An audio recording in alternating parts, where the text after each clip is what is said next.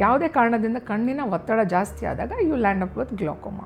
ಅದಾದ ನಂತರ ಕೊನೆಯಲ್ಲಿ ಅದು ಅನ್ಟ್ರೀಟೆಡ್ ಅಂದರೆ ಅದಕ್ಕೆ ಟ್ರೀಟ್ಮೆಂಟ್ ತೊಗೊಳ್ದಲ್ಲೇ ಹೋದರೆ ಇಟ್ ಲೀಡ್ ಟು ಬ್ಲೈಂಡ್ನೆಸ್ ಅಥವಾ ಅಂಧತ್ವಕ್ಕೆ ಕಾರಣವಾಗುತ್ತೆ. ಬಿ ಪಿ ಅಂದರೆ ಏನು ಹೇಳ್ತೀವಿ, ಒತ್ತಡ ಅಂತ ಹೇಳ್ತೀವಿ.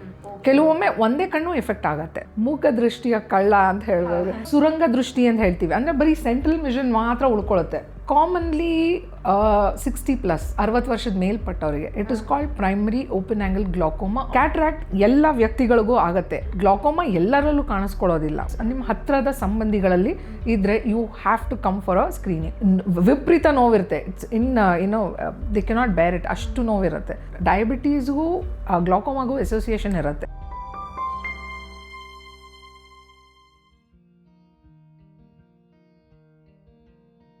ನಮಸ್ತೆ, ನೀವು ನೋಡ್ತಾ ಇದ್ದೀರಾ ವಿಜಯ ಕರ್ನಾಟಕ. ನಾನು ರಕ್ಷಾ ಕೋಟ್ಯಾನ್. ಕಣ್ಣು ನಮ್ಮ ದೇಹದಲ್ಲಿರುವಂಥ ಒಂದು ಸೂಕ್ಷ್ಮವಾಗಿರುವಂಥ ಅಂಗ ಆಗಿದೆ.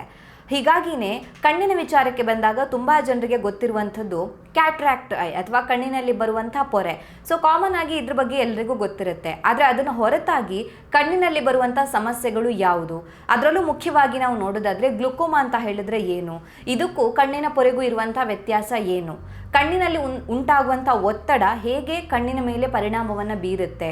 ಸೊ ಎಲ್ಲ ವಿಚಾರದ ಬಗ್ಗೆ ಹೆಚ್ಚಿನ ಮಾಹಿತಿಯನ್ನು ತಿಳಿಸ್ಕೊಡೋದಕ್ಕೆ ಇವತ್ತು ನಮ್ಮ ಜೊತೆ ಇದ್ದಾರೆ doctor Soumya Basanta, senior consultant ophthalmologist, Zamindar micro surgical eye centre, Kalyana Nagar, Bangalore. Doctor, ಕಾರ್ಯಕ್ರಮಕ್ಕೆ ಸ್ವಾಗತ. ನಮಸ್ಕಾರ ಡಾಕ್ಟರ್. ಈಗ ಕಣ್ಣಿನ ವಿಚಾರಕ್ಕೆ ಬಂದಾಗ ನಾನು ಆಗಲೇ ಹೇಳಿದಾಗೆ ತುಂಬ ಜನರು ಕೇರ್ ಮಾಡುವಂಥದ್ದು ವಯಸ್ಸಾದ್ಮೇಲೆ ಕ್ಯಾಟ್ರಾಕ್ಟ್ ಐ ಬರುತ್ತೆ ಅಥವಾ ಕಣ್ಣಿನ ಪೊರೆ ಬರುತ್ತೆ ಅಂತ. ಸೊ ಅದನ್ನು ಬಿಟ್ಟು ಕೂಡ ಹಲವಾರು ಕಣ್ಣಿನ ಸಮಸ್ಯೆಗಳು ನಮಗೆ ಬರುತ್ತೆ. ಸೊ ಅದ್ರ ಬಗ್ಗೆನೂ ನಮಗೆ ಗೊತ್ತಿರಬೇಕಾಗತ್ತೆ. ಸೊ ಕಣ್ಣಿನ ಸಮಸ್ಯೆಯಲ್ಲಿ ನಾವು ಇವತ್ತು ಮಾತಾಡೋದಾದ್ರೆ glaucoma.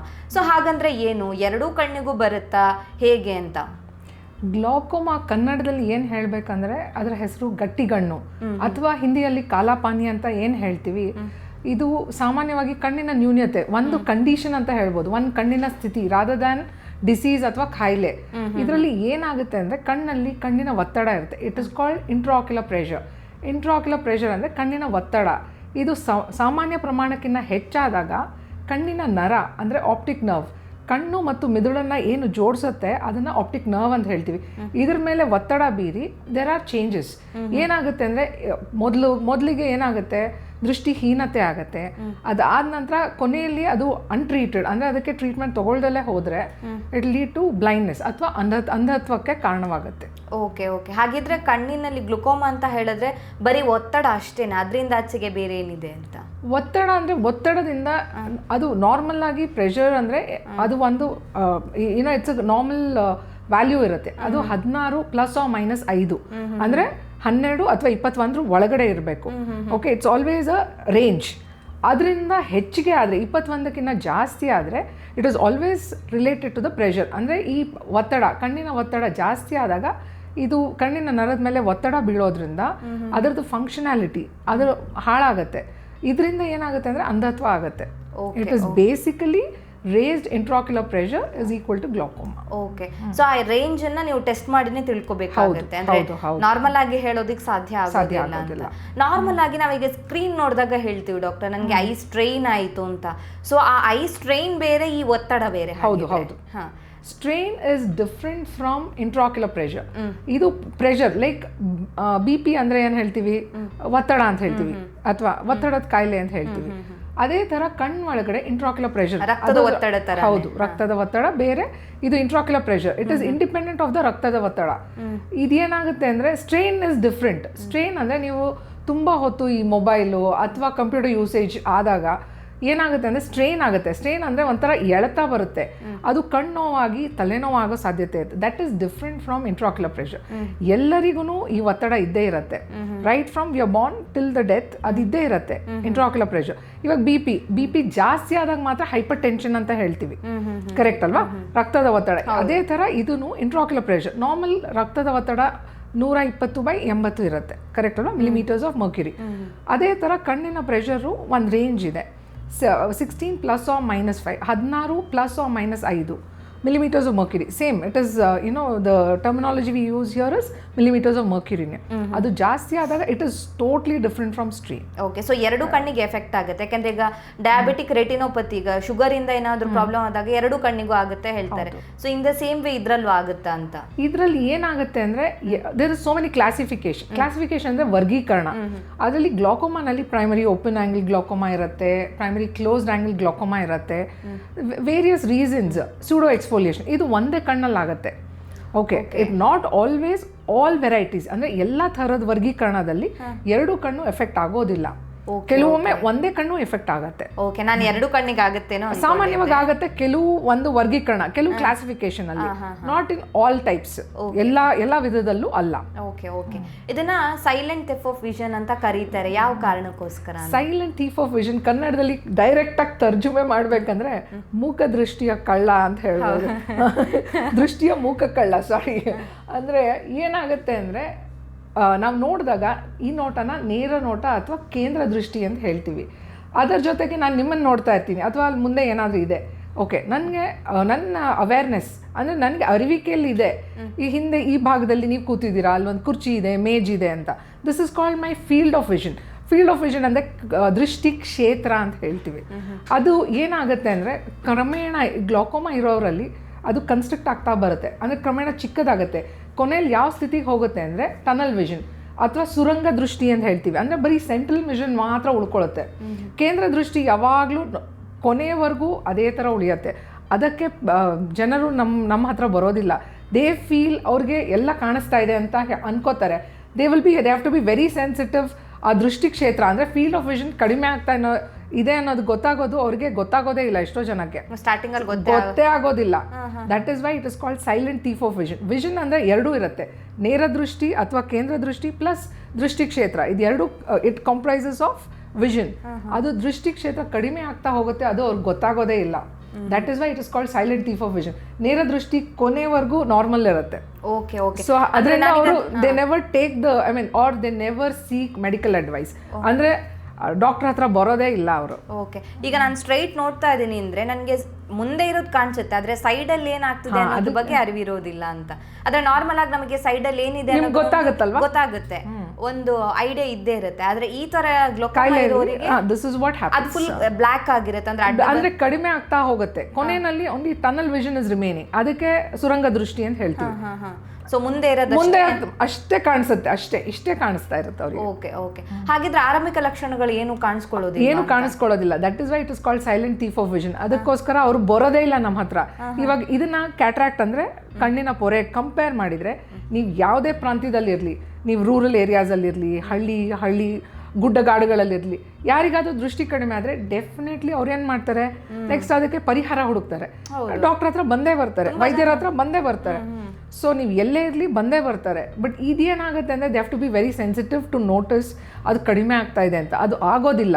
So that is why we do something called as screening. ಅಂದರೆ ಯಾರೇ ಪೇಷಂಟು, ಯಾವುದೇ ರೋಗಿ ಹೊರ ರೋಗಿ ವಿಭಾಗಕ್ಕೆ ಬಂದಾಗ ಆಫ್ಥಾಲ್ಮಾಲಜಿ ಡಿಪಾರ್ಟ್ಮೆಂಟ್ಗೆ ಏನು ಮಾಡ್ತೀವಿ ಅಂದರೆ ದೃಷ್ಟಿ ಚೆಕ್ ಮಾಡ್ತೀವಿ, ಆಮೇಲೆ ಪ್ರೆಷರ್, ಇಂಟ್ರಾಕ್ಯುಲರ್ ಪ್ರೆಷರ್ 20 ವರ್ಷಕ್ಕೆಲ್ಲ ಚೆಕ್ ಮಾಡೋಲ್ಲ. ನಮ್ಮ ಇದರಲ್ಲಿ ಏನು ಅಳವಡಿಸ್ಕೊಂಡಿದ್ದೀವಿ ಅಂದರೆ ವಾಟ್ ವಿ ಫಾಲೋ, ನಾವು ಏನು ವಾಟ್ ಎವರ್ ನಮ್ಮ ರೂಢಿಯಲ್ಲಿ ಏನಿದೆ ಅಂದರೆ 30 ಇಯರ್ಸ್ ಮೇಲ್ಪಟ್ಟವರಿಗೆ, 30 ವರ್ಷದಿಂದ ಮೇಲ್ಪಟ್ಟವರಿಗೆ ಎಲ್ಲರಿಗೂ ಇಂಟ್ರಾಕ್ಯುಲರ್ ಪ್ರೆಷರ್ ನಾವು ನೋಡ್ತೀವಿ, ಪರೀಕ್ಷೆ ಮಾಡ್ತೀವಿ to screen out. So at least ಎಲ್ಲರೂ ಬರಲಿಲ್ಲ ಅಂದ್ರೂ ನಮ್ಮ ಹತ್ರ ಬಂದಿರೋರಾದರೂ should not escape from this. That's how we screen out. ಆಮೇಲೆ ಡ್ರಾಪ್ಸ್ ಹಾಕಿ ಹಿಂದೆ ನರಾನ್ ನೋಡ್ತೀವಿ. ನರನ ರೆಟಿನಾ ಅಥವಾ ಅಕ್ಷಿಪಟಲ ಅಂತ ಹೇಳ್ತೀವಿ. ಅದರಲ್ಲಿ there are some changes. Glaucoma ಇದ್ದರೆ there are some changes we look for.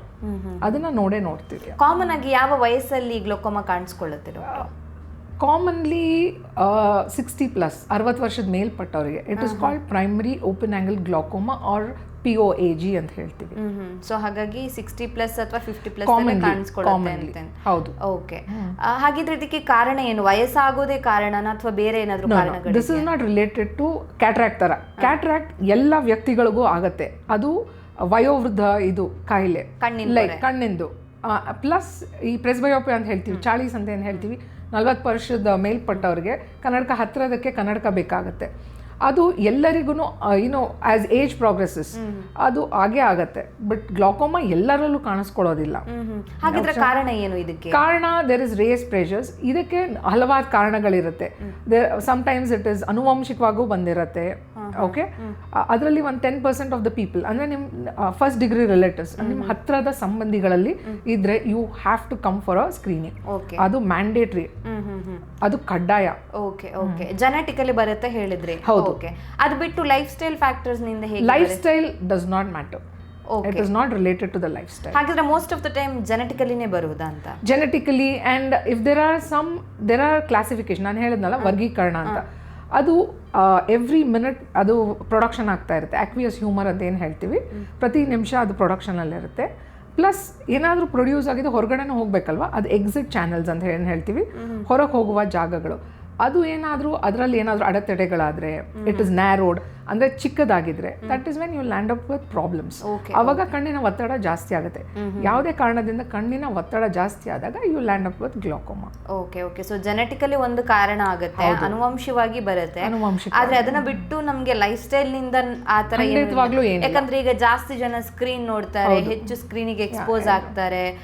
So ಅಥವಾ ಧೂಳಾಗಿರ್ಬೋದು, ಎನ್ವಿರಾನ್ಮೆಂಟಲ್ ಫ್ಯಾಕ್ಟರ್, ಅದು ಯಾವುದು ಮ್ಯಾಟರ್ ಆಗಲ್ಲ. ಎನ್ವಿರಾನ್ಮೆಂಟಲ್ ಫ್ಯಾಕ್ಟರ್ಸ್, ಧೂಳಿಂದ ಎಲ್ಲ ಅಲರ್ಜೀಸ್ ಆಗುತ್ತೆ. ಆ್ಯಂಡ್ ಪ್ಲಸ್ ಈ ಕಂಪ್ಯೂಟರ್ ಯೂಸೇಜ್ ಅಂದರೆ ಪ್ರತಿನಿತ್ಯ ಇಷ್ಟು ಮೋರ್ ದೆನ್ 4 hours, 4 ಗಂಟೆಗಳಿಗೆ ಹೆಚ್ಚು ಪಟ್ಟು ಕಂಪ್ಯೂಟರ್ಸ್ ನೋಡಿ, ಅದರಿಂದ ಎಲ್ಲ ಆಗೋದಿಲ್ಲ. This is not related to any of that. Okay okay, ಆಗ್ಲೇ ಕಣ್ಣಿನ ಪೊರೆ ಬಗ್ಗೆ ಕೂಡ ಮಾತಾಡಿದ್ರೆ ಅದು ಏಜ್ ಆಗ್ತಾ ಬರುತ್ತೆ ಅಂತ.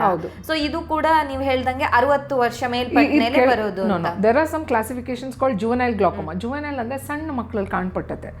ದಿಸ್ ಇಸ್ ಆಲ್ಸೋ ಇದು ಲಿಂಕ್ ಟು ಜೆನೆಟಿಕ್ಸ್.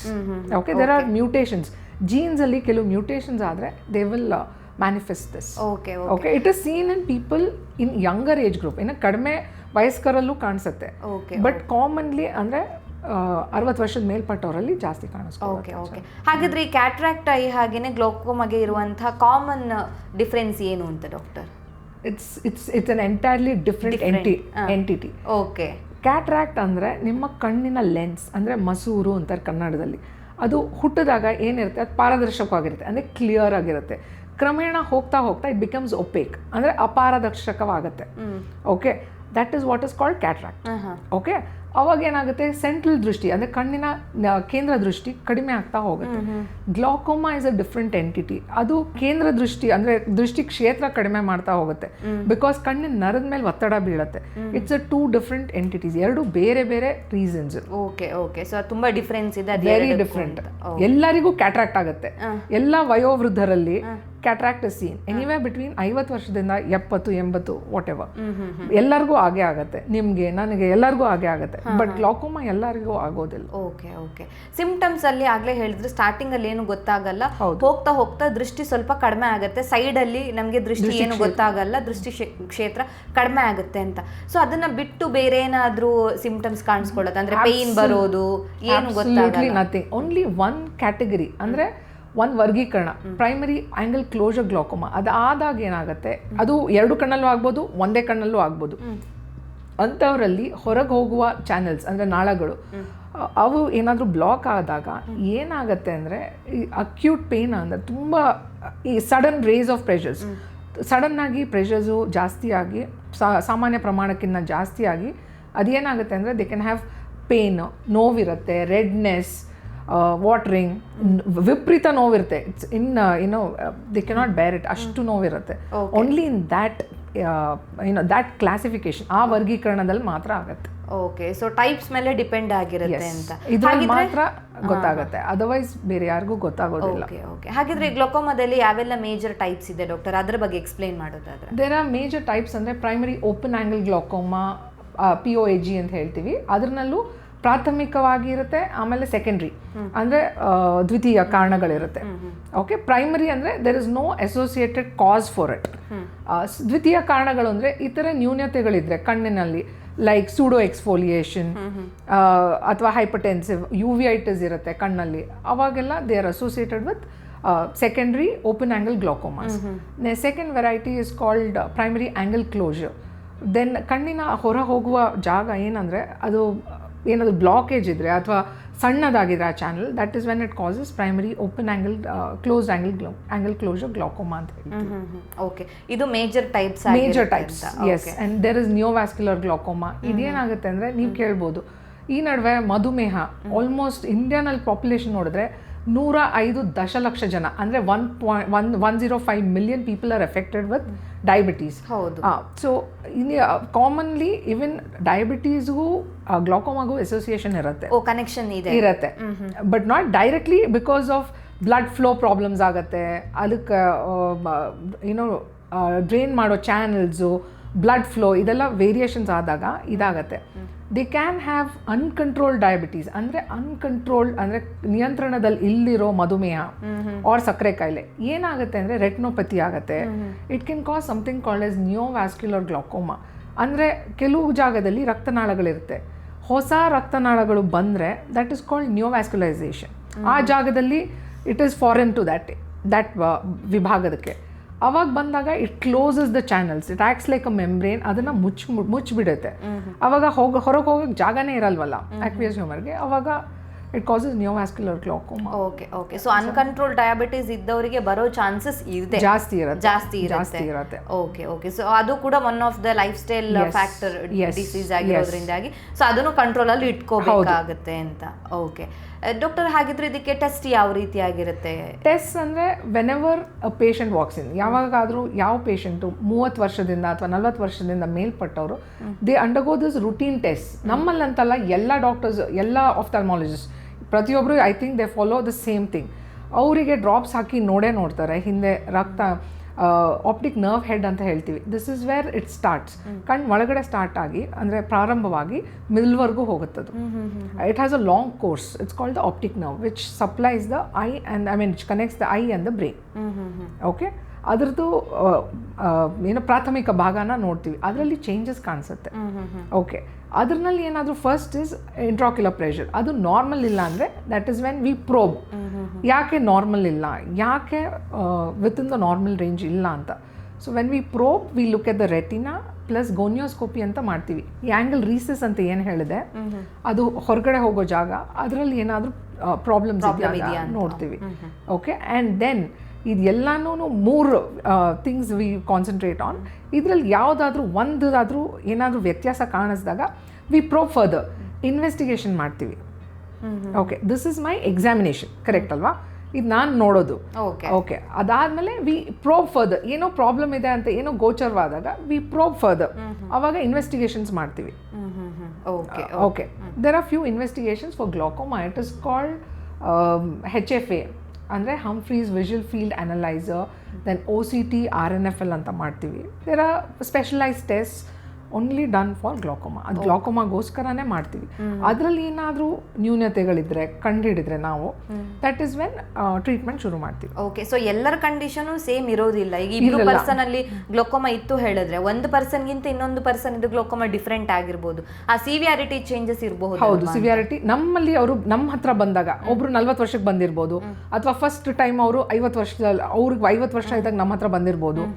ಯಾವಾಗಿಂದ ಇರುತ್ತೆ ಗೊತ್ತಾಗಲ್ಲ. ಬೇಸ್ಡ್ ಆನ್ ದ್ಯಾಟ್ ಕಾಯಿಲೆ ನಮ್ಮ ಹತ್ರ ಬಂದಾಗ ಅಷ್ಟೇ ಪತ್ತೆ ಹಚ್ತೀವಿ, ಅದಕ್ಕಿಂತ ಮುಂಚೆನೂ ಇದ್ದಿರ್ಬೋದು. So that is when okay. ಅದಾದ್ಮೇಲೆ treatment options always medical management first. ಅಂದರೆ ಕಣ್ಣಿನ ಡ್ರಾಪ್ಸ್, ಐ ಡ್ರಾಪ್ಸ್ನ ಯೂಸ್ ಮಾಡ್ತೀವಿ. ಅದರಲ್ಲೂ ವೇರಿಯಸ್ ಕ್ಯಾಟಗರೀಸ್ ಇದೆ. ಓಕೆ, ಅದರಲ್ಲಿ 1 ಥರದ್ದು ಯೂಸ್ ಮಾಡ್ಬೋದು ಅಥವಾ 2 ಥರದ್ದು ಒಟ್ಟಿಗೆ ಯೂಸ್ ಮಾಡ್ಬೋದು. ಮ್ಯಾಕ್ಸಿಮಮ್ ಟಾಲರೇಟೆಡ್ ಮೆಡಿಕೇಶನ್ ಅಂತ ಹೇಳ್ತೀವಿ. ಅಂದರೆ 5 ಥರ ಆಲ್ಮೋಸ್ಟ್ ಟಾಲರೇಟ್ ಮಾಡ್ಕೋಬೋದು. 5 ಡಿಫ್ರೆಂಟ್ ಕೈಂಡ್ಸ್ ಆಫ್, ಅದ್ರ ಮೆಕ್ಯಾನಿಸಮ್ಸ್ ಬೇರೆ ಇರುತ್ತೆ. ಅಂದರೆ ಇಂಟ್ರಾಕ್ಯುಲರ್ ಪ್ರೆಷರ್ ಯಾವ್ದು ಜಾಸ್ತಿ ಆಗಿರುತ್ತಲ್ಲ, ಕಣ್ಣಿನ ಒತ್ತಡ ಕಡಿಮೆ ಮಾಡುತ್ತೆ ಅದು. ಸೊ ಇದಿಷ್ಟೂ ಹಾಕಿ ಒಂದು ವೇಳೆ ಅದು ನಿಯಂತ್ರಣಕ್ಕೆ ಬರಲಿಲ್ಲ ಅಂದ ವೇಳೆಗೆ that is when we go for surgical ಶಸ್ತ್ರಚಿಕಿತ್ಸೆ.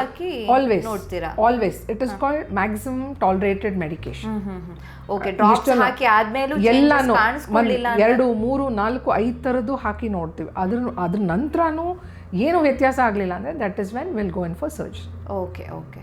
ಸೊ ಸರ್ಜರಿ ಮಾಡಬೇಕಾದ್ರೆ ಆ ಪರ್ಸನ್ಗೆ ಈ ಥರ ಹೆಲ್ತ್ ಕಂಡೀಷನ್ ಇರಬೇಕಾಗುತ್ತೆ, BP ನಾರ್ಮಲ್ ಇರಬೇಕು, ಆ ಥರ ಎಲ್ಲ ನೋಡ್ತೀವಿ. ಹೌದು. ಈವನ್ ಕ್ಯಾಟ್ರಾಕ್ಟ್ ಮಾಡಬೇಕಾದ್ರೂ, because it's cataract is also ಯಾರಲ್ಲಿ ಕಾಣಿಸ್ಕೊಳುತ್ತೆ, ವಯೋವೃದ್ಧರಲ್ಲಿ. ಸೊ ಆಲ್ವೇಸ್ ಯಾವುದಾದ್ರೂ ಕೋಮಾರ್ಬಿಡಿಟೀಸ್, ಹೈಪರ್ ಟೆನ್ಷನ್, BP, ದೇಲ್ ಬಿ IHT ಅಂದರೆ ಇಸ್ಕಿಮಿಕ್ ಹಾರ್ಟ್ ಡಿಸೀಸ್, ಸ್ಟೆಂಟ್ ಹಾಕ್ಕೊಂಡಿರ್ತಾರೆ ಅಥವಾ ಓಪನ್ ಹಾರ್ಟ್ ಸರ್ಜರೀಸ್ ಆಗಿರುತ್ತೆ. ಆಲ್ ದ್ಯಾಟ್ ಎಲ್ಲನೂ ನೋಡಿನೇ ತೊಗೊಳ್ಳೋದು. ಯಾವುದೇ ಐ ಸರ್ಜರಿ, ಯಾವುದೇ ಶಸ್ತ್ರಚಿಕಿತ್ಸೆ ಮಾಡಬೇಕಾದ್ರೆ ಕಣ್ಣಿನ ಸಂಬಂಧಪಟ್ಟಿದ್ದು ಇದನ್ನೆಲ್ಲ ನೋಡಿನೇ ಮಾಡೋದು. Okay okay. ಈಗ ಕೆಲವೊಂದು ಕಂಡೀಷನ್ ಅಲ್ಲಿ ಬರೀ ಡ್ರಾಪ್ಸ್ ಅಲ್ಲೇ ಗ್ಲೋಕೋಮಾವನ್ನ ಕ್ಯೂರ್ ಮಾಡೋದಕ್ಕೆ ಆಗುತ್ತೆ.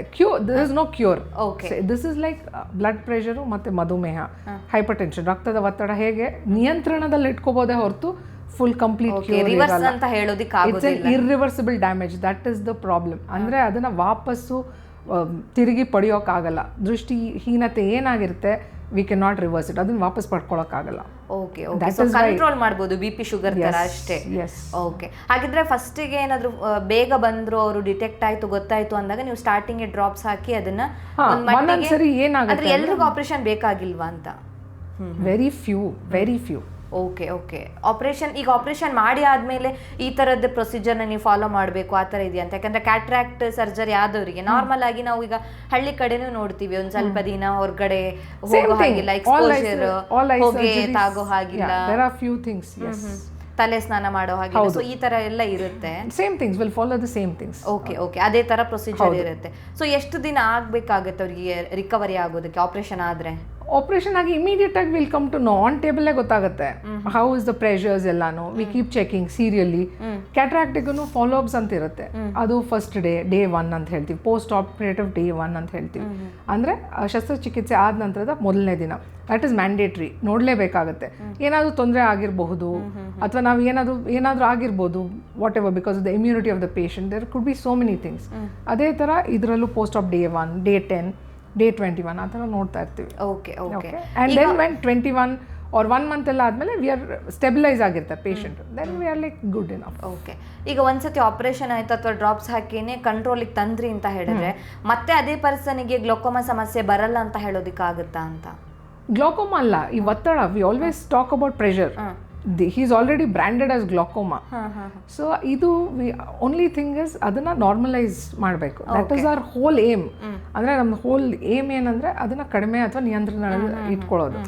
So we always look for it, periodic checkups. ಅದಕ್ಕೆ ಸರ್ಜರಿ ಮಾಡಿಬಿಟ್ಟು ಬಿಟ್ಬಿಡಲ್ಲ. Cataract is a one time affair. 1.5 ತಿಂಗಳು ನೋಡಿಬಿಟ್ಟು ಆಮೇಲೆ they can go back. Unless until diabetes ಇದ್ರೆ ವಿ ಆಲ್ವೇಸ್ ಆಸ್ಕ್, ಪ್ರತಿ ವರ್ಷನೂ ಬಂದು ಕಣ್ಣಿನ ಪರೀಕ್ಷೆ ಮಾಡಿಸ್ಕೊಳ್ಳಿ ಅಂತ. ಅದರ್ವೈಸ್ ಇಲ್ಲ ಅಂದ್ರೆ they don't have to come to us. Okay okay. So ಇದರಲ್ಲಿ ಬರುತ್ತೆ ಅಂತ ಹೇಳೋದು? ಹೌದು, ಬರಬಹುದಲ್ಲ. ಸಮ್ ಟೈಮ್ಸ್ ಫೇಲ್ಯೂರ್ಸ್ ಅಂತ ಇರುತ್ತಲ್ವಾ. Any surgery you do in the body is always associated with some complications. ಯಾರಿಗಾಗಿರುತ್ತೆ ಗೊತ್ತಿರೋಲ್ಲ. ಸೊ ಪೀರಿಯಾಡಿಕ್ ಚೆಕಪ್ಸ್ ಆದರೆ will come to know. They can be doing good. We have had patients for 30 years who are doing good. Sometimes it fails also. It could be because of the patient's immunity. It could be a lot of other reasons.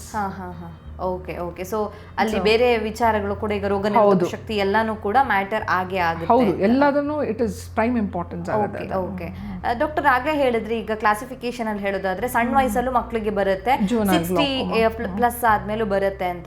So Young age ಅಲ್ಲೂ ಕೂಡ glaucoma ಬರುತ್ತೆ ಹಾಗಿದ್ರೆ? 25-30 ಬರೋ chances. Kids 8 years ago ಇರುತ್ತೆ. It's called juvenile glaucoma. ಅವರಿಗೆ ಹುಟ್ಟುತ್ತಾನೆ there are so many other congenital associations. ಅಂದ್ರೆ ಹುಟ್ಟುತ್ತಾನೆ ಅನುವಂಶಿಕವಾಗಿ ಬಂದಿರೋ ಕೆಲವು ಕಾಯಿಲೆಗಳಿರುತ್ತೆ, ಅದರಿಂದ ಬಂದಿರುತ್ತೆ. ಓಕೆ. ಈಗ ದೃಷ್ಟಿ ಕಡಿಮೆ ಆಯಿತು ಅಥವಾ ನೋಡೋದಕ್ಕೆ ಆಗ್ತಿಲ್ಲ, ಈಗ ಕ್ಲಾಸಲ್ಲಿ ಬೋರ್ಡ್ ಕಾಣಲ್ಲ ಅಥವಾ ನಮಗೆ ಕೆಲಸ ಮಾಡಬೇಕಾದ್ರೆ ಲ್ಯಾಪ್ಟಾಪ್ ಕಾಣಲ್ಲ ಅಂದಾಗ ಯೂಶಲಿ ಸ್ಪೆಕ್ಸ್ ಹಾಕ್ತಾರೆ. ಗ್ಲೋಕೋಮಾಗೆ ಸ್ಪೆಕ್ಸ್ ಕೊಟ್ಟು ಸರಿ ಮಾಡೋದಕ್ಕೆ ಆಗೋದಿಲ್ವಾ ಅಂತ? ಸೊ ಆ ಥರ ಏನು ಮಾಡೋದಕ್ಕೆ ಆಗೋದಿಲ್ಲ. ಒಂದು ಡ್ರಾಪ್ಸ್ ಹಾಕಬೇಕು, ಐದರ್ ಆಪರೇಷನ್, ಎರಡೇ ಪರಿಹಾರ ಇರುವಂಥದ್ದು. ಆಪರೇಷನ್ಸ್ ಅಲ್ಲೂ ಬೇರೆ ಬೇರೆ ವಿಧ ಇದೆ. ಟ್ರೆಬೆಕ್ಯುಲೆಕ್ಟಮಿ ಅಂತೀವಿ, ಸ್ಮಾಲ್ ಮೈಕ್ರೋ ಇನ್ವೇಸಿವ್ ಸರ್ಜರೀಸ್ ಅಂತ ಮಿಕ್ಸ್ ಅಂತ ಹೇಳ್ತೀವಿ. Okay, those are goniotomies. ಅಂದರೆ ಸಣ್ಣ ರಂಧ್ರ ಕ್ರಿಯೇಟ್ ಮಾಡ್ತೀವಿ. We create an alternate channel, ಅಂದರೆ ಬೇರೆ ಒಂದು ಚಾನಲ್. ಇದನ್ನು ಹೊರಗಡೆ ಹೋಗೋ ಇದು ಬ್ಲಾಕ್ ಆಗಿರೋದ್ರಿಂದ we make an alternate channel ಮಾಡಿರ್ತೀವಿ. Okay okay. There are so many varieties. It's not only surgery. We do trabeculotomies, we do goniotomies. Okay. Minimally invasive surgery, glaucoma surgeries ಅಂತ ಮಿಕ್ಸ್ ಅಂತ ಹೇಳ್ತೀವಿ. ಅದನ್ನಲ್ಲೂ ನಿಯಂತ್ರಣ ಬರಲಿಲ್ಲ ಅಂದರೆ then we do trabeculectomy. Day care procedure ತರ ಎಲ್ಲಾನು day care. Even cataract is a day care procedure. Okay. So ಇದು ಕೂಡ ಡೇ ಕೇರ್ ಪ್ರೊಸೀಜರ್ ತರಾನೇ ಇರುತ್ತೆ ಅಂತ ನೀವಾಗ್ಲೇ ಹೇಳಿದ್ರಿ ಡಾಕ್ಟರ್ ಮಾತಾಡ್ತಾ. ಅಂದ್ರೆ ಶಾಶ್ವತವಾಗಿ ಕಣ್ಣಿನ ದೃಷ್ಟಿ ಹೋಗೋ ಚಾನ್ಸಸ್ ಇರುತ್ತೆ ಅಂತ. ಸೊ ಅದು ಯಾವ ಹಂತದಲ್ಲಿ ಆ ಥರ ಕಣ್ಣು ಕಂಪ್ಲೀಟ್ ಆಗಿ ಬ್ಲೈಂಡ್ ಆಗುತ್ತೆ ಅಂತ? ವೆನ್ ಏನು ಮಾಡ್ತಾರೆ ಕೆಲವು patients, one is the cost factor. ಎಲ್ಲರೂ ಹಾಕೊಳ್ಳಲ್ಲ. These glaucoma drops are expensive. ಅದು ಇದು ಆ್ಯಂಡ್ ಪ್ರತಿ ತಿಂಗಳು ತಗೋಬೇಕು. It's a recurring cost. ತಗೋತಾರೋ ಇಲ್ವೋ ಗೊತ್ತಿಲ್ಲ, ಕರೆಕ್ಟ್ ಅಲ್ವಾ? ಸೊ ಕರೆಕ್ಟ್ ಹಾಕೋಬೇಕಾದ್ರೆ ವೆನ್ ಆಲ್ ವಯೋವೃದ್ಧರು they can have arthritis. So ಹಾಕೋಬೇಕಾದ್ರೆ ದೇ ನೀಡ್ ಸಮ್ ಸಪೋರ್ಟ್. ಅವರೇ ಹಾಕೊಳ್ಳಿಕ್ಕೆ ಬರೋದಿಲ್ಲ. ಸೊ ಹಾಕೋತಾರೋ ಇಲ್ವೋ ಕರೆಕ್ಟಾಗಿ, ಯಾರಾದರೂ ಹಾಕೋರು ಇರಲಿಲ್ಲ ಅಂದ್ರೂ ಮಿಸ್ ಆಗುತ್ತೆ ಡ್ರಾಪ್ಸು. ಇದನ್ನು ಯಾವುದೇ ಕಾರಣಕ್ಕೂ ಪ್ರತಿದಿನನೂ ಮಿಸ್ ಮಾಡೋ ಸಾಧ್ಯತೆ ಇರಲ್ಲ. ಸೊ ಹಾಗಾಗಿ ಫಾಲೋ ಅಪ್ಸ್ ಇರಲ್ಲ, ಕರ್ಕೊಂಡು ಬರೋರು ಇರಲ್ಲ, ಬಿಕಾಸ್ ದೇ ಆರ್ ಓಲ್ಡ್. ತಾವಾಗೆ ತಾವು ಬರೋಕ್ಕಾಗಲ್ಲ. They miss the follow ups, they don't put the drops. ಅವಾಗ ಏನಾಗುತ್ತೆ, ದೇ ಲೂಸ್ ದ ವಿಷನ್. ಈಗ ಕ್ಯಾಟ್ರಾಕ್ಟಿಗೆ ಕಂಪೇರ್ ಮಾಡಿದಾಗ ಗ್ಲೋಕೋಮಾ ಬರೋ ಚಾನ್ಸಸ್ ಎಷ್ಟು? ಅಂದರೆ ಈಗ ನಮ್ಮ ದೇಶದಲ್ಲಿ ನೀವು ಹೇಳಿದ್ರಿ ಏಜ್ ಆದವ್ರಿಗೆ ತುಂಬ ಜನರಿಗೆ ಆಲ್ಮೋಸ್ಟ್ ಈ ಕಣ್ಣಿನ ಪೊರೆ ಬಂದೇ ಬರುತ್ತೆ, ಎಲ್ಲರಿಗೂ ಬರುತ್ತೆ. ಹಾಂ. ಸೊ ಬಟ್ ಗ್ಲೋಕೋಮಾ ಎಷ್ಟು ಜನರಿಗೆ ಬರುತ್ತೆ ಅಂತ percentage wise you cannot compare cataract and glaucoma. But the Indian statistics almost 12 million people, ಅಂದರೆ 12 ದಶಲಕ್ಷ ಜನಕ್ಕೆ it's already affected. Okay okay. 90% are blind. Why? Because ಏನಂದರೆ ಅವ್ರಿಗೆ ತಿಳುವಳಿಕೆ ಇರಲ್ಲ. ಆಗಲೇ ಹೇಳಿದ್ನಲ್ವಾ, they have to be very sensitive. ಅವ್ರದ್ದು ದೃಷ್ಟಿ ಕ್ಷೇತ್ರ ಕಡಿಮೆ ಆಗ್ತಾ ಇದೆ ಅಂತ ಅವೇರ್ನೆಸ್ ಇರಬೇಕು. ಅದು ಒಂದು. ಪ್ಲಸ್ ರೆಗ್ಯುಲರ್ ಫಾಲೋ ಅಪ್ಸ್ಗೆ ಹೋಗಬೇಕು. ಅವ್ರಿಗೆ ಹೋಗಲಿಕ್ಕೆ ಅನುಕೂಲಗಳು ಇಲ್ದಲ್ಲೇ ಇರಬಹುದು. Okay, if you're in a village ಏನು ಮಾಡ್ತೀರಾ, ಹಳ್ಳಿಗಾಡು, ಬರ್ಲಿಕ್ಕೆ ಆಗೋದಿಲ್ಲ. Or even a government hospital might not have all the support ಇರೋದಿಲ್ಲ, knowledge there are so many ಇರೋದಿಲ್ಲ. things. ಸೊ ಈ ತರ ಕಾರಣಗಳಿಂದ ಹಿಂದೆ ಉಳಿಯುವಂತ ಚಾನ್ಸಸ್ ಜಾಸ್ತಿ ಇದೆ. Okay okay. ಸೊ ಇದ್ರ ಬಗ್ಗೆ ಅವೇರ್ನೆಸ್ ಈಗ ಇದೆ ಅಂತ ನಿಮ್ಗೆ ಅನ್ಸುತ್ತೆ, ಅಥವಾ ಇನ್ನೆಷ್ಟು ಅವೇರ್ನೆಸ್ ಬೇಕಾಗುತ್ತೆ? ಸೊ ಜನರಿಗೆ ಹೇಳೋದಾದ್ರೆ, ಮೋಸ್ಟ್ ಆಫ್ ದ ಹಾಸ್ಪಿಟಲ್ಸ್ಗೆ ಏನಾದರೂ ಹೋದ್ರೆ, ಕಣ್ಣಿನ ಆಸ್ಪತ್ರೆಗೆ there are big hoardings because of this. Because awareness create ಮಾಡೋದಕ್ಕೆ. And every year we celebrate something called as a glaucoma awareness week ಅಂತ, where we go out on the streets with the banners ಅದೆಲ್ಲ, so that ಜನರಿಗೆ ಗೊತ್ತಾಗ್ಲಿ ಅಂತ. So ನೀವು ಮಾಡ್ತಾ ಇದ್ದೀರಾ. So everybody is trying their bit. So ಜನರಿಗೆ ತಿಳುವಳಿಕೆ. ಸೊ ಒಂದು ಮಾಧ್ಯಮ ಇಲ್ಲ ಇದ್ರಲ್ಲಿ ನ್ಯೂಸ್ ಪೇಪರಲ್ಲಿ ಅಥವಾ ನ್ಯೂಸ್ ಚಾನಲ್ಸ್ ನೋಡಬೇಕು. ಹಾಸ್ಪಿಟಲ್ಸ್ ಆಲ್ಸೋ ಫುಲ್ ಪ್ಲೆಜ್ಡ್ ಮಾಡ್ತಾ ಇರ್ತಾರೆ. ಯಾಕಂದ್ರೆ cataract we are not worried because ಬಂದೇ ಬರ್ತಾರೆ ಅವರು. This we have to create awareness. Okay. ಈಗ ಒಂದ್ಸತಿ ಕಣ್ಣಿನ ದೃಷ್ಟಿ ಶಾಶ್ವತವಾಗಿ ಹೋಯ್ತು ಅಂದ್ರೆ ಮತ್ತೆ ವಾಪಸ್ ತರೋದಿಕ್ಕಾಗಲ್ಲ. ಸೊ ಎರಡು ಕಣ್ಣಿದು ಹೋಗುತ್ತೆ ಅಂತಿಲ್ಲ. It could be asymmetric. ಅಂದ್ರೆ ಸ್ವಲ್ಪ ಬ್ಲರ್ ಆಗಿ ಕಾಣುತ್ತೆ ಅಂದ್ರೂ ಬ್ಲರ್ ಆಗಿ ಕಾಣಿಸೋದಕ್ಕೆ they cannot do daily activities. They can only be ಅಂದ್ರೆ ಕನ್ಫೈನ್ಡ್, ಅಂದ್ರೆ ಅವ್ರದ್ದು ಇನ್ನು ಅರೆಸ್ಟ್ ಆಗ್ಬಿಡ್ತಾರೆ ಮನೆಯಲ್ಲಿ. They can only do few activities. ಅದು ಕಷ್ಟ ಆಗ್ತಿದೆ. Okay okay. ಇದ್ರ ಬಗ್ಗೆ ಮಿತ್ಸ್ ಅಥವಾ ಮಿಸ್ಕನ್ಸೆಪ್ಷನ್ ಜನರಲ್ಲಿ ಈಗಲೂ ಇದೆ ಅಂತ ನಿಮ್ಗೆ ಅನ್ಸುತ್ತೆ ಡಾಕ್ಟರ್? ಏನ್ ಮಾಡ್ತಾರೆ ಜನ, so many times what they do, ನಮ್ಮ ಹತ್ರ ಬರೋರು ಗ್ಲಾಕೋಮಾ ಸಸ್ಪೆಕ್ಟ್ ಅಂತ ಹೇಳ್ತೀವಿ. ಸಸ್ಪೆಕ್ಟ್ ಅಂದ್ರೆ ನನಗೆ ಸಂಶಯ ಇದೆ, ಇರಬಹುದು, ಅಡ್ಗೋಡೆ ದೀಪ ಥರ. So I don't want to treat. ಅದು ಯಾಕಂದರೆ ಟ್ರೀಟ್ಮೆಂಟ್ ಶುರು ಮಾಡಿದರೆ ಅದು ಲೈಫ್ ಲಾಂಗ್, ಅಂದರೆ ಜೀವನ ಪರ್ಯಂತ ತಗೋಬೇಕಾಗುತ್ತೆ, ಹಾಕ್ತಾ ಇರಬೇಕಾಗುತ್ತೆ. ಸೊ ನನಗೆ ಡೌಟಲ್ಲಿದ್ದಾಗ we are not like classifying ಇನ್ನು. So but we want to follow up. ಅವಾಗೇನು ಮಾಡ್ತೀವಿ, ಕರಿತೀವಿ ಅವ್ರನ್ನ, 3 ತಿಂಗಳಿಗೆ ಬನ್ನಿ, ಬರೀದು ಇದು ಇಂಟ್ರಾಕ್ಯುಲರ್ ಪ್ರೆಷರ್ ಅಂದರೆ ಒತ್ತಡ ಚೆಕ್ ಮಾಡಿಸ್ಕೊಂಡು ಹೋಗಿ ಅಂತ. ಬರೋದಿಲ್ಲ. They would have missed it. Okay, 3 ತಿಂಗಳಿಗೆ ಬರಲಿಲ್ಲ, 6 ತಿಂಗಳಿಗಾದರೂ ಬಂದಿರ್ತಾರ? ಇಲ್ಲ, they would have missed it for 2 years 3 years in a row. ಅವಾಗ ಏನಾದರೂ ಆದರೆ ನಮಗೆ will not have a follow up. Okay okay. So ಆ ಡ್ರಾಪ್ಸು ಕರೆಕ್ಟಾಗಿ ಹಾಕಿಲ್ಲ ಅಂದ್ರೂ ಹಾಕಿಲ್ಲ. ಅವ್ರು ಅನ್ಕೋತಾರೆ ಒಂದ್ಸರಿ ಹೋಗಿದ್ದೀನಿ, ಓಕೆ ನಾ ಡಾಕ್ಟರ್ ಹೇಳಿದ್ರು ಪರವಾಗಿಲ್ಲ ಅಂತ. ದೇ ಪ್ರೆಸ್ಯೂಮ್ ಏನು ಅನ್ಕೋತಾರೆ, ನನಗೆ ಬೇಡ ಅನ್ಕೋತಾರೆ, ಸ್ಟಾಪ್. ಕೆಲವು ಸರಿ ಡ್ರಾಪ್ ಶುರು ಮಾಡಿ ನಾನು 3 months ಅಂತ ಬರ್ದಿರ್ತೀನಿ. 3 months ಆದಮೇಲೆ ನನ್ನ ಬಂದು ಭೇಟಿ ಮಾಡಿ ಅಂತ ಎಷ್ಟೊಂದು ಜನ ನಿಲ್ಲಿಸು ಬಿಟ್ಟಿರ್ತಾರೆ, ಥಿಂಕಿಂಗ್ 3 months ತೊಗೊಂಡಿದ್ದೀನಿ, ಹೋಯ್ತು ನಂದು ಕೆಲಸ ಆಯಿತು ಅಂತ. So what we have modified, ಇದೆಲ್ಲ ನೋಡ್ಬಿಟ್ಟು ನಾವೇನು ಮಾಡಿದ್ದೀವಿ, next we have an EMR ಅಂದರೆ electronic medical records. That's how we maintain our records. We don't write it, it's on the system ಕಂಪ್ಯೂಟ್ರಲ್ಲಿ. ಗ್ಲಾಕೋಮಾ ಡ್ರಾಪ್ಸ್ ಮಾತ್ರ ಟು ಬಿ ಕಂಟಿನ್ಯೂಡ್ ಅಂತ ಬರ್ದ್ಬಿಡ್ತೀವಿ. ಅದಕ್ಕೆ ಒಂದು ನಿರ್ದಿಷ್ಟ ಟೈಮ್ ಕೊಡೋದಿಲ್ಲ. ಓಕೆ, ಬಿಕಾಸ್ ಹಾಕ್ತಾನೆ ಇರಬೇಕು. This is we have learned. ಒಂದ್ಸತಿ ಡಿಟೆಕ್ಟ್ ಆದ್ರೆ ಕಂಟಿನ್ಯೂಸ್ಲಿ ಹಾಕ್ತಾನೆ ಇರಬೇಕು ಡಾಕ್ಟರ್ ಕೊಟ್ಟಿದ್ದನ್ನ. ಹೌದು, there is no other option. there is no other option. Okay okay. ಅದು ಜಾಸ್ತಿನೂ ಆಗ್ಬೋದು. ಅಂದರೆ ಏನಾಗುತ್ತೆ ಅಂದರೆ, ಇವಾಗ ಇನ್ಸುಲಿನ್ ಫಸ್ಟು ಡಯಾಬಿಟೀಸ್ಗೂ ಏನು ಮಾಡ್ತೀವಿ, ಬರೀ ಮಾತ್ರೆಗಳು ಕೊಡ್ತೀವಿ. ಅದರಿಂದ ಕಡಿಮೆ ಆಗಲಿಲ್ಲ, ನಿಯಂತ್ರಣಕ್ಕೆ ಬರಲಿಲ್ಲ, it could B insulin resistance. ಅವಾಗ ಏನು ಮಾಡ್ತೀವಿ, ನೆಕ್ಸ್ಟ್ ಇನ್ಸುಲಿನ್ ಕೊಡ್ತೀವಿ, ಎಕ್ಸ್ಟ್ರೇನಿಯಸ್ ಇನ್ಸುಲಿನ್ ಅಂತ ಹೇಳ್ತೀವಿ. ಇದೂ ಹಾಗೆ ನೋಡ್ತಾ ಇರ್ತೀವಿ. That's why periodic checkup is very important. ನಾವು ನೋಡ್ತಾ ಇರ್ತೀವಿ ಏನಾಗಿದೆ, ಸೊ ದಟ್ ಫಾಲೋಅಪ್ಸ್ ಇರುತ್ತೆ, ಮತ್ತೆ ಇನ್ವೆಸ್ಟಿಗೇಷನ್ಸು ಮಾಡ್ತಾ ಇರ್ತೀವಿ. 2 years ನಂತರ ಪ್ರೋಗ್ರೆಸ್ ಆಗಿದೆಯಾ, ನಾವು ಇಷ್ಟೆಲ್ಲ ಮಾಡಿದ್ರು ಏನಾಗ್ತಾ ಇದೆ, we always keep track of it. Okay. ಇನ್ ಕೆಲವ್ರು ಏನ್ ಮಾಡ್ತಾರೆ ಅಂದ್ರೆ ಒಂದ್ಸತಿ ಬಂದಾಗ ನೀವು ಏನಾದ್ರು ಡಿಸ್ಕ್ರಿಪ್ಷನ್ ಕೊಟ್ಟಿರ್ತೀರಲ್ವಾ, ಅದನ್ನ ಡಾಕ್ಟರ್ ಹತ್ರ ಬರೋದಿಲ್ಲ, ಡೈರೆಕ್ಟ್ ಮೆಡಿಕಲ್ ಅಲ್ಲಿ ಹೋಗಿ ಪದೇ ಪದೇ ಅದನ್ನೇ ತಗೊಳ್ತಾರೆ. ಸೊ ಆ ತರದ್ದು ಪೇಷಂಟ್ಗಳು ಇರ್ತಾರೆ ಹೇಗೆ ಅಂತ. It is very common in India because there is no capping. ಇಲ್ಲಿ ಹೊರಗಿನ ದೇಶದಲ್ಲಿ ಆ ಥರ ಮಾಡೋಕ್ಕಾಗಲ್ಲ. ಅದಕ್ಕೆ ಡೇಟ್ ಇದ್ರೆ 1 time ಅಂತ ಬರ್ದಿದ್ರೆ they cannot reuse the prescription. ಇಲ್ಲಿ ಮಾಡ್ತಾರೆ ಅದೇ ಪ್ರಿಸ್ಕ್ರಿಪ್ಷನ್ನ, ಎಸ್ಪೆಷಲಿ ಅಲರ್ಜಿಗೆ. ಮೋರ್ ದೆನ್ ಗ್ಲಾಕೋಮಾಗೆ ಹಾಕೊಂಡ್ರೆ ನಮಗೂ ಖುಷಿ, ಅಟ್ಲೀಸ್ಟ್ ಹಾಕೋತಾ ಇದ್ದಾರೆ ಅಂತ. ಬಟ್ ಈ ಅಲರ್ಜಿಗೆ ಸ್ಟೀರಾಯ್ಡ್ಸ್ ಅಂತ ಕೊಡ್ತೀವಿ. Steroid is a hormone. ಅಂದರೆ it's a double edge sword. ಅಂದರೆ 2 ಚೂಪಿನ ಇದು. It has advantages, it has disadvantages. It is to be used only under the supervision of the doctor. ಅಂದರೆ ನನ್ನ ಇದು ಮೇಲ್ವಿಚಾರಣೆಯಲ್ಲಿ ಮಾತ್ರ ಯೂಸ್ ಮಾಡಬೇಕು ಅದನ್ನು. ಓಕೆ, ಬಿಕಾಸ್ ಅದಕ್ಕೆ ಸೈಡ್ ಎಫೆಕ್ಟ್ಸ್ ಇರುತ್ತೆ. ಅದನ್ನು ಏನು ಮಾಡ್ತಾರೆ ಜನ, because it is a feel good factor, ತೊಗೊಂಡು ಹಾಕೋ. ಎಸ್ಪೆಷಲಿ ಚಿಲ್ಡ್ರನ್, ಸಣ್ಣ ಮಕ್ಕಳಲ್ಲಿ ಅಲರ್ಜಿಗೆ ಈ ಸ್ಟೀರಾಯ್ಡ್ಸ್ ಕೊಡ್ತೀವಿ. ಅದರಲ್ಲಿ ಏನಾಗುತ್ತೆ ಅಂದರೆ it is a double edge sword. ಅಂದರೆ ಅಡ್ವಾಂಟೇಜಸ್ಸು ಇರುತ್ತೆ, ಡಿಸ್ಅಡ್ವಾಂಟೇಜಸ್ಸು ಇರುತ್ತೆ. ಅವ್ರೇನು ಮಾಡ್ತಾರೆ, ಒಂದು ನಿಗದಿತ ಟೈಮ್ ಫ್ರೇಮ್ ಇರುತ್ತೆ, ಅಷ್ಟಕ್ಕೆ ಮಾತ್ರ ಹಾಕ್ಕೋಬೇಕು.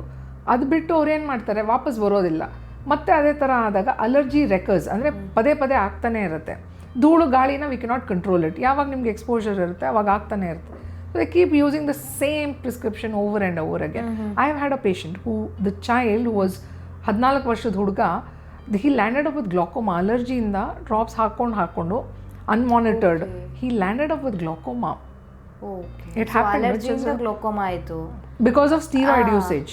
ಡ್ರಾಪ್ಸ್ ಯೂಸ್ ಮಾಡಿ. These are called steroid responders. Okay. Doctor ಆಗ್ಲೇ ಹೇಳಿದ್ರೆ ಗ್ಲೋಕೋಮಾ ಬರೋದಕ್ಕೆ ಲೈಫ್ ಸ್ಟೈಲ್ ರೀತಿಯಾದಂಥ ಯಾವುದೇ ಕಾರಣಗಳಿಲ್ಲ ಅಂತ. ಬಟ್ ಆದರೂ ತುಂಬ ಜನರಿಗೆ ಒಂದು ಡೌಟ್ ಇದ್ದೇ ಇರುತ್ತೆ. ಸೊ ಗ್ಲೋಕೋಮಾ ಬರ್ದೇ ಇರೋ ರೀತಿಯಲ್ಲಿ ಕಣ್ಣಿನ ಒತ್ತಡವನ್ನ ತಡೆಯೋದಕ್ಕೆ ಸಾಧ್ಯ ಆಗುತ್ತಾ ಅಂತ, ಹೀಗೆ? It is not that. Screening is the only thing. 40 ವರ್ಷದ ಮೇಲ್ಪಟ್ಟವರು you have to get a glaucoma screening. ನೀವು ನಿಮ್ಮ ಆಫ್ಥಾಲ್ಮಾಲ್ ನೀವು ಯಾವುದೇ ಭಾಗದಲ್ಲಿ ಇರ್ಬೋದು, ಪ್ಲೀಸ್ ವಿಸಿಟ್ ಯೋರ್ ಕಣ್ಣಿನ ನೇತ್ರ ತಜ್ಞನ, ಕಣ್ಣಿನ ತಜ್ಞನ. ಓಕೆ. ಸೊ ಪ್ರಿವೆಂಟ್ ಮಾಡೋದಕ್ಕೆ ಅಂತ prevention, there is nothing called as prevention. Okay doctor. Like cataract ಅನ್ನು you cannot prevent it. It's an ageing process. ಹೌದು, ಏಜಿಂಗ್ ಪ್ರಾಸೆಸ್. ಹೌದು, this is not an ageing process, but only prevention is the only way you can do it. Screening is the only way you can prevent it. Okay. Doctor, ಕೊನೆಯದಾಗಿ ಏನಾದರೂ ಹೇಳಕ್ಕೆ ಇಷ್ಟಪಡ್ತೀರಾ?